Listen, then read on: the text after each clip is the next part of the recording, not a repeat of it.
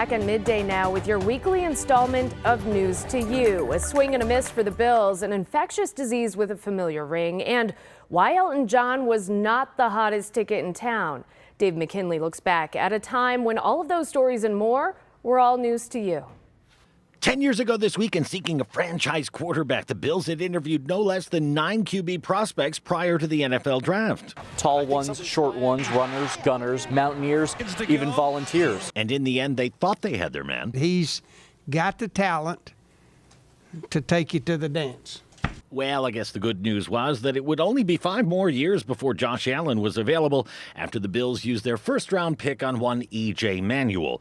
One person who sadly didn't get to weigh in was legendary Buffalo News sports editor Larry Felser, who died at the age of 80 one day before the draft this week in 2013.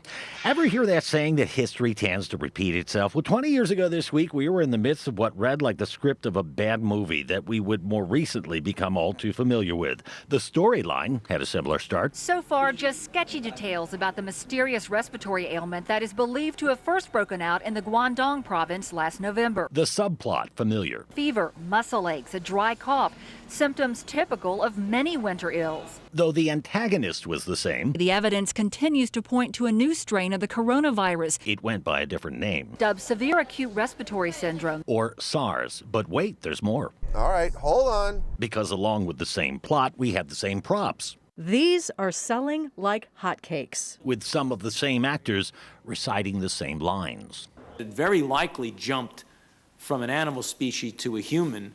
But the audience reception to the prequel was different than the sequel. It's not that big of a deal. As far as I'm concerned, the World Health Organization fanned the flames of fear, and that's all that they did. If the media feeds it, if people do irrational and stupid things, then sure enough, it can become contagious, much more so than the disease. Thus, schools were clean but not closed. There was no mask mandates or vax mandates, no government lockdowns, no businesses shuttered, no millions of jobs lost, nor livelihoods ruined, no economy wrecked by that which we were experiencing this week in 2003. 30 years ago this week, the first ever Take Your Daughter to Work Day was held. I got to see a C-section, and it was pretty neat.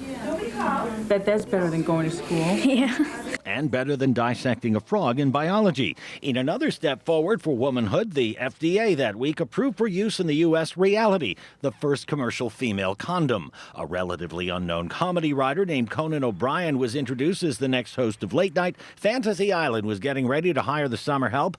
Fun, wow.